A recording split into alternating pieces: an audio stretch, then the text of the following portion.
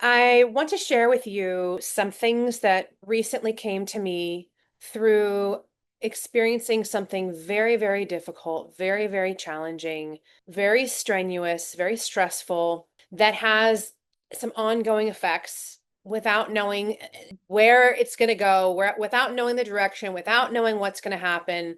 And often the unknown is what creates a lot of anxiety for people in general. We don't know things and it causes fear, anxiety. It causes us to spin out sometimes in many directions that are all usually fear-based, usually based on the past or future tripping, whatever it may be, but it's the unknown, and that can be very, very scary.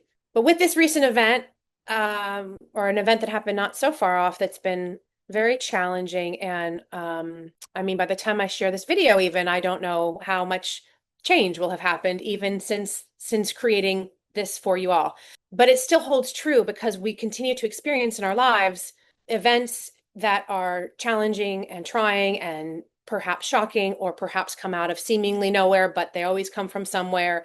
There's a couple of things that I was recently, one thing that was shared with me that I'm certainly happy to share who I was speaking with in a minute, but she said to me, remember who you are. So we can easily get lost in whatever the event or the experience or the shock or the trauma or whatever, and it can cloud everything and shut down our ability to perceive multiple possibilities and cause us to forget who we really are. So that was really important for me to keep come and has been to keep going, oh, right, remember who you are. So if you're going through something, I want to remind you to remember who you are. And when you can't remember, or if you can't, make sure you have someone in your life to remind you who you are. Or write yourself a letter so that in the future, when these things happen, because they might, you can read that letter and remember who you are. Sometimes I have my clients write letters to themselves and I mail them those letters several months later to remind them of what we were working on, or the revelations they had, or the things they came to that they will forget. And we all forget. So remember who you are. That one was shared with me from someone very special and dear to me. And the second is not to attach to the event that caused the explosion or the shock or the change of events.